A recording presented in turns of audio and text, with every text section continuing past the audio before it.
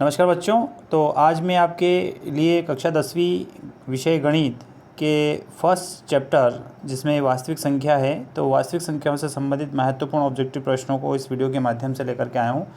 जिसमें बच्चों आपको ध्यान रखना है इसमें कौन सा पाठ्यक्रम कम किया गया है, ये भी आपको ध्यान रखना है। अध्याय 1 में वास्तविक संख्याओं में से आपको यूक्लिड विभाजन प्रमेय का 1.2 और 1.5 परिमेय संख्या और उनके दशमलव प्रसारों का पुनर्भरण, ये आपको इसमें कम कर दिया गया है, ये आपको इसमें नहीं पढ़ना है। और अन्य वीडियो भी मैं आपके लिए अन्य चैप्टर्स के लिए भी लेकर आया हूँ, तो उनको भी आप देख सकते हैं। तो हम शुरू करते हैं वास्तविक संख्याओं से संबंधित सही विकल्प। इसमें पहला प्रश्न आपका है 96, 96 और 404 का HCF होगा। तो आप आराम से इसको जो है किसी भी मेथड से, अभाज्य गुणनखंड विधि से भी आप निकाल सकते हैं, और नॉर्मल भी आप इसको भाग विधि से भी आप जो है वो कर सकते हैं।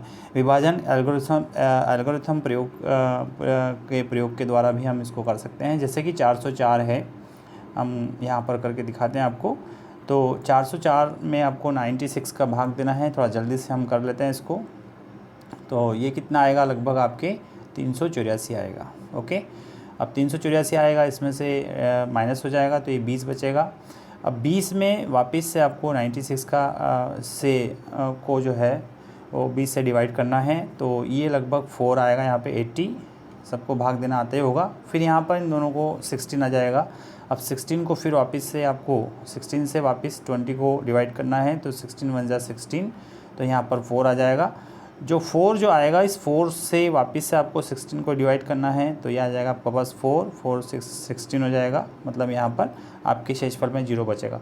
तो जिस से शेषफल में 0 बचता है, लास्ट वाली जो अंतिम संख्या होती है, वही उसका जो है इन दोनों संख्याओं का HCF कहलाती है। अर्थात यहाँ पर इन दोनों का जो HCF होगा वो कितना होगा, 4 होगा। आपको यहाँ पे 4 पर राइट का निशान लगाना है या 4 को इंडिकेट करना है। इसके बाद अगला प्रश्न है आपका 12, 15। इसको भी क्वेश्चन को आप उसी प्रकार से भाग विधि से, अर्थात यूक्लिड विभाजन एल्गोरिथम के प्रयोग के आधार पर कर सकते हैं। इसके बाद दो संख्याओं का गुणनफल 32 है, LCM इसका 8 है, तो HCF कितना होगा। तो HCF जो होता है फार्मूला आपको याद रखना है बच्चों, ऑब्जेक्टिव में भी आता है ये। HCF इक्वल टू संख्याओं का गुणनफल बटे LCM, ये आपको ध्यान रखना है। LCM कितना दे रखा है, 8, तो 8 चौक 32। तो नॉर्मल क्वेश्चन है आपका, HCF यहाँ पर 4 हो जाएगा इसका।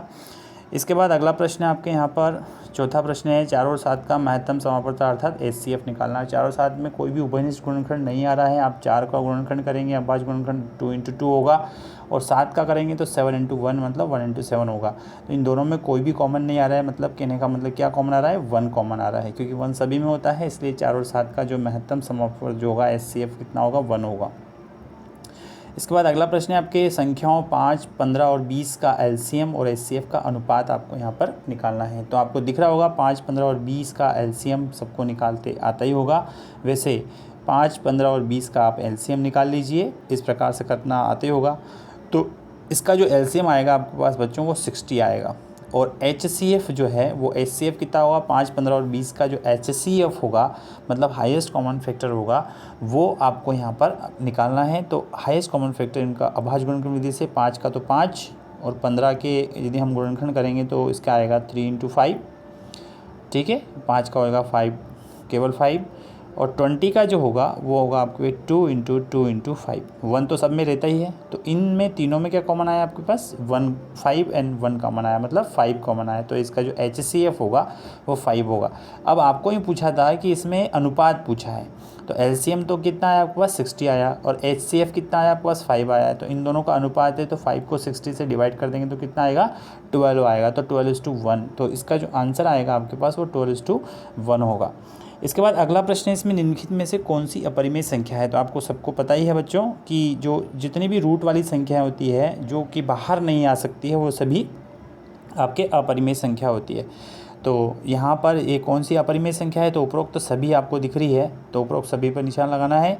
इसके बाद ये 12, 15 और 21 का LCM होगा। तो आपको यहाँ पर 12, 15 और 21 का जो है वो LCM आपको निकाल करके रखना है कि 12, 15 और LCM कितना होगा। तो आप आराम से अभाज्य गुणन विधि से कर सकते हैं, है ना। 12, 15 और 21 इस प्रकार से आप लिख लें, और लिखने के बाद में आप आराम से इसका जो LCM होगा वो आपका कितना आएगा, 420 आ जाएगा, ओके, 12, 15 और 21 का एलसीएम आपको 420 होगा। अगला प्रश्न है आपका यहाँ पर, यदि दो संख्याओं का गुणनफल जो है वो दे रखा है आपको कितना, 135 है और एचसीएफ आपका 3 है, तो एलसीएम अभी थोड़ी देर पहले मैंने निकाला है, 135 में आपको केवल 3 का भाग देना है और पता करना है, तो 45 आ जाएगा आपका आंसर। इसमें 8 का ए वाला ऑप्शन यहाँ पर सही होगा। ओके, इसके बाद अगला प्रश्न है आपका 17, 23 और 28। 17, 23 और 28 का जो है एचसीएफ आपसे पूछा गया है, तो इसमें एचसीएफ पूछा गया है तो आपको दिख रहा होगा इसके अंदर 17 के किसी प्रकार के कोई गुणनखंड नहीं होंगे, अभाज्य संख्या है, 17 इंटू 1 ही होगा केवल। 23 में भी ऐसा ही होगा, 23 इंटू 1 ही होगा और 28 में जरूर 2 इंटू 2 इंटू 7 होगा, लेकिन इन तीनों में कोई भी चीज़ कॉमन नहीं आ रही है एक के अलावा, दिख रहा होगा आपको। तो यहाँ पर इसका जो एचसीएफ होगा इन तीनों का वो 1 होगा, आपको 1 पे निशान लगाना है। इसी प्रकार से 10वां क्वेश्चन भी है, 11 और 13 का एचसीएफ भी इसमें क्या होगा, 1 होगा, क्योंकि इन दोनों में कोई भी चीज़ कॉमन नहीं है। इनके जो अभाज्य गुणनखंड करेंगे अपन, तो 11 इंटू 1 ओके और 13 इंटू 1, मतलब दोनों में 1 ही कॉमन है, इसलिए यहाँ पर एचसीएफ इसका क्या होगा, इन दोनों का भी 1 ही होगा।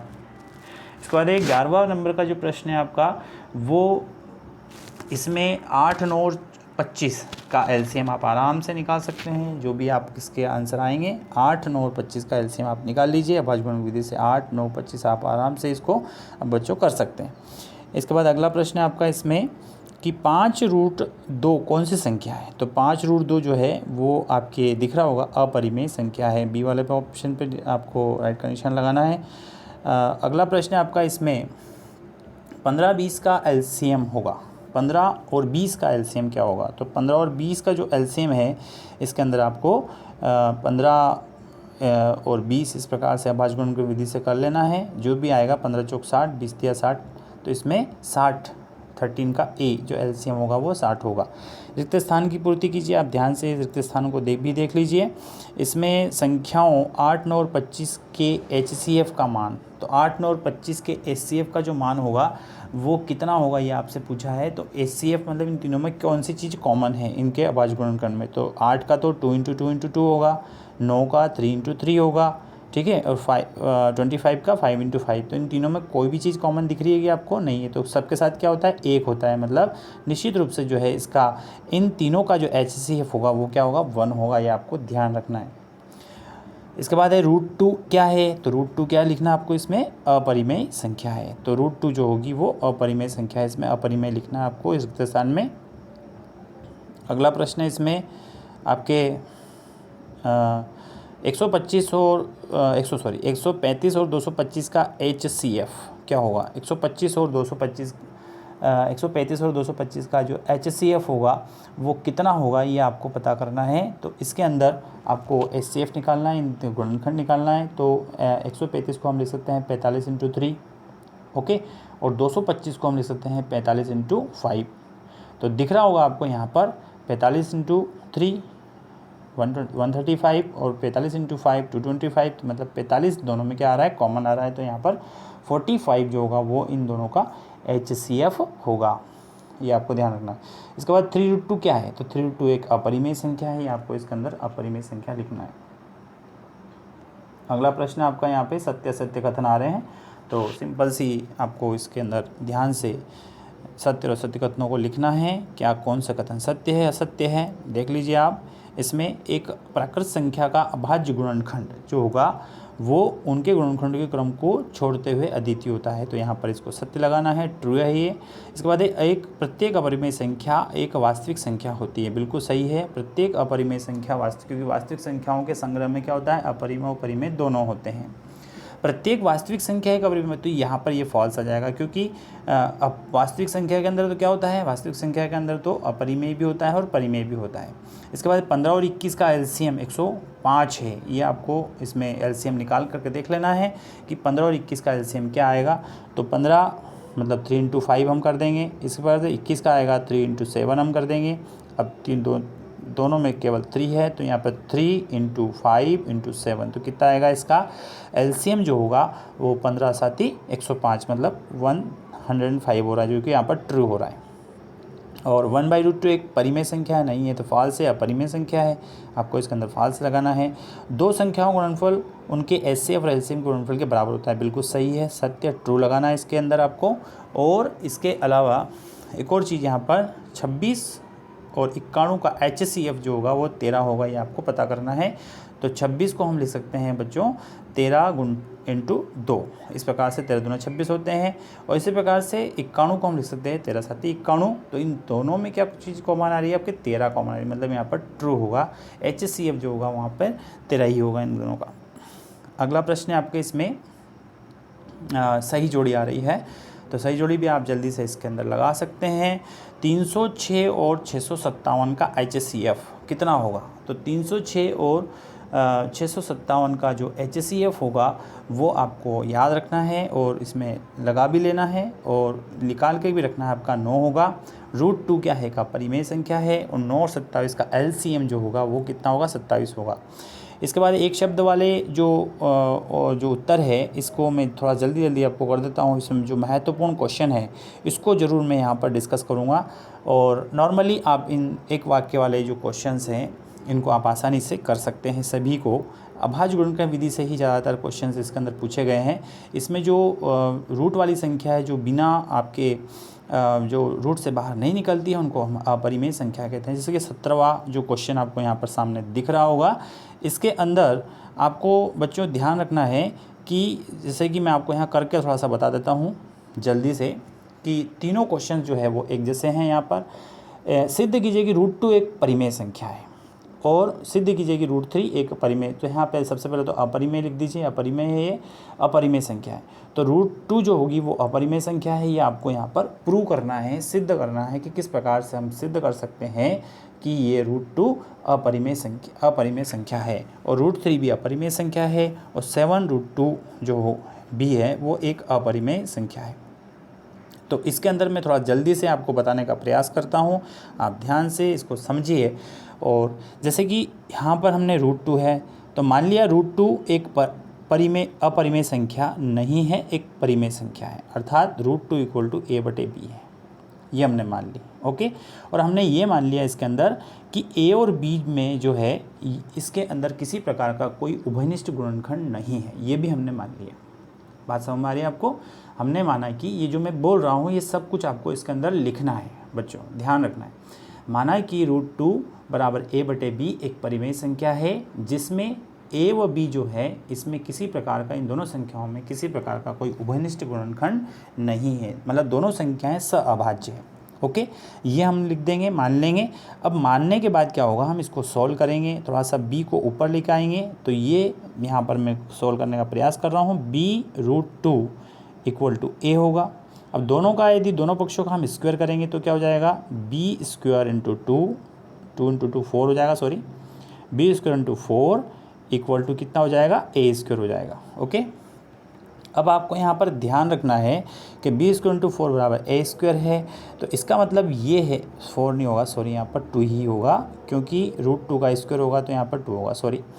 तो अब यहाँ पर आपको ये ध्यान रखना है कि b² × 2 = a² है, तो मतलब a² जो होगा वो 2 से क्या होगा, विभाजित होगा। ये जो मैं बोल रहा हूँ आपको लिखना है, अर्थात इसके नीचे हम लिखेंगे अर्थात करके आपको ये लिखना है कि a² जो होगा, a² 2 से विभाजित है, ऐसे आपको लिखना है। ओके, तो a² यदि 2 से विभाजित है तो a जो होगा वो भी क्या होगा, 2 से विभाजित होगा, ये भी आपको लिखना है इसके अंदर। अब इतना लिखने के बाद में आपको क्या करना है, पुनः फिर लिखना है, ऐसे पुनः लिख करके आपको क्या करना है कि यदि a, चूँकि a² 2 से विभाजित है तो a भी 2 से विभाजित है, इसलिए हम क्या करेंगे कि a जो होगा उसके अंदर कोई ना कोई ऐसा गुणनखंड विद्यमान होगा जो 2 का गुणांक होगा, अर्थात a बराबर हम मान लेते हैं a = 2c, हमने ये मान लिया। ओके, अब a बराबर यदि हमने 2c मान लिया है तो जो a = 2c हमने माना है वो a = 2c हमें यहाँ पर रखना है। ध्यान से देखेंगे आप, a = 2c हमें यहाँ पर रखना है, रखें। तो a = 2c जब आप यहाँ रखेंगे बच्चों, तो ध्यान से आप देखिए, कोशिश करिए, तो b² × 2 बराबर हो जाएगा 4c²। समझ में आ रहा होगा आपको? ओके, a = 2c जो है हमने यहाँ पर रखा है, तो इसके अंदर जब हमने रखा है तो ये बी स्क्वायर इंटू 2 और a बराबर 2c हमने रखा है तो 4c स्क्वायर हो गया। अब 2 से 4 कटेगा तो कितना होगा यहाँ पे 2 हो जाएगा।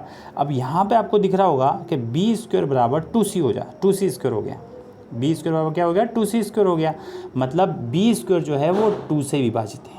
समझ में आ रहा आपको, b स्क्वायर जिस प्रकार से हमने यहाँ पर करा था ये से, तो इसी प्रकार का यहाँ पे आपको लिखना है कि b स्क्वायर किससे विभाजित है 2 से विभाजित है, ऐसे लिखना है। जो मैं बोल रहा हूँ आपको लिखना है बच्चों, b स्क्वायर 2 से विभाजित है तो b भी किससे विभाजित होगा 2 से विभाजित होगा। ओके, तो कहने का मतलब ये है कि आपने क्या प्रूव कर दिया कि a भी 2 से विभाजित है और b भी 2 से विभाजित है। लेकिन हमने जो पहले माना है, हमने देखो ऊपर क्या लिखा था, ऊपर ही लिखा था a और b सअभाज्य संख्या है, मतलब इनके अंदर कोई भी उभयनिष्ठ गुणनखंड नहीं है। लेकिन हमने यहाँ पर इसको लेकर के हम चले तो यहाँ पर लेकर के चलने के बाद में हमने ये प्रूव कर दिया है या बता दिया है यहाँ पर कि जो है a 2 से विभाजित है और b भी 2 से विभाजित है। तो ये हमारे विरोधाभास उत्पन्न हो रहा है यहाँ पर, क्योंकि एक बार तो हम मान के चले वहाँ पर कि a और b सहभाज्य संख्या हैं और फिर हमने यहाँ पर प्रूव कर दिया है कि a 2 से विभाजित है b 2 से विभाजित है, मतलब a और b के बीच में कोई ना कोई दोनों के में उभयनिष्ठ गुणनखंड विद्यमान है, जो कि असंभव है। ओके, तो ये विरोधाभास क्यों उत्पन्न हो रहा है, क्योंकि हमने मान लिया था कि a/b बराबर √2, अर्थात √2 जो है वो परिमेय संख्या है जो कि नहीं हो सकती है। अर्थात हम कह सकते हैं कि √2 एक अपरिमेय संख्या है। ये इस प्रकार से आपको पूरा क्वेश्चन जो है करना है बच्चों। शायद समझ में आ गया होगा आपको, नहीं आया हो तो एक प्रश्न नंबर 19वां जो है ये भी मैं आपको कर रहा हूँ। √2 जिस प्रकार से हमने √2 वाला क्वेश्चन किया है उसी प्रकार से बच्चों √3 वाला क्वेश्चन भी करना है।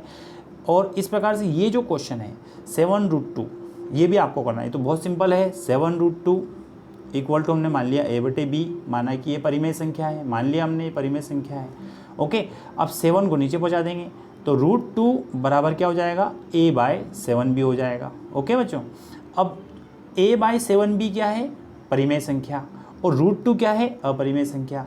तो हमने जो माना है वो अपरिमेय संख्या के बराबर आ रहा है, मतलब हमारा जो मानना गलत है। अर्थात हम कह सकते हैं कि 7√2 जो है वो क्या है आपकी अपरिमेय संख्या है। ये आपको इसके अंदर करना है। तो ये था कुछ क्वेश्चंस यहाँ पर जो मैंने आपको डिस्कस किए हैं। अगले वीडियो में मैं आपको जो है सेकंड चैप्टर से अति महत्वपूर्ण ऑब्जेक्टिव प्रश्नों को डिस्कस करूँगा। Thank you very much for watching this video बच्चों।